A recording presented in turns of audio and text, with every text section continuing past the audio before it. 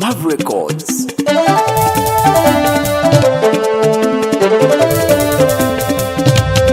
Alájà sùúrùrà bẹ̀kẹ́ ń ṣe bẹ̀bẹ̀. Àríjẹni tó ń fún ẹlòmíì jẹ. Kọ́lá táwọn wa máa ń padà tọrọ jẹ. Nítorí kò fọlá ẹ ṣe ìbàjẹ́. Láti iléeṣẹ́ wa Alesh TV pẹ̀lú ìrànlọ́wọ́ ìyá wa ọmọọba Adéwùnmí Alesh.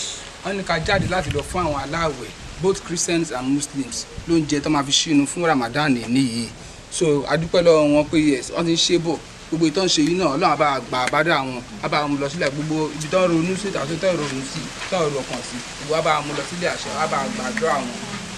Ọba lára abáwa dára rere nílé ayé ìyá wa Alájà Sùúrà Àbẹ̀kẹ́ Àdéọlá tàn wá gẹ́gẹ́ bẹ́ẹ̀ ṣe mọ̀ pé ní gbogbo ìgbà náà máa ń ṣe mèremère a tún jáde lẹ́yìn láti lọ fún àwọn èèyàn pẹ̀lú àtìlẹ́yìn iléeṣẹ́ àlùbáríkà tá à ń pè ní Alesh TV tí ìyá wa lálùbáríkà Alájà Sùúrà Látànwá Àbẹ̀kẹ́ Àdé ọmọ Alẹ́ṣin lọ́yẹ ní ká lọ fún àwọn èèyàn ní oúnjẹ gẹ́gẹ́ bẹ́ẹ̀ ṣe mọ̀ pé tó ṣe máa ń ṣe ní gbogbo ìgbà náà rọ́bà náà á ti ná fídíò ní àtìsánátà ọlọ́run àbá tó bá wa bùkún yín iléeṣẹ́ Alesh TV ò ní bàjẹ́ pẹ̀lú àwọn àtìlẹ́yìn ńláńlá àwọn èèyàn patron àtàwọn matron wa ọlọ́run túbọ̀ bá wa bùkún yín wàrà fana umokano àlíyà ìyá wa Ọlátànwá Àbẹ̀kẹ́ Àdé ọlọ́run àbá wa gbàdúrà yín jù báyìí lọ.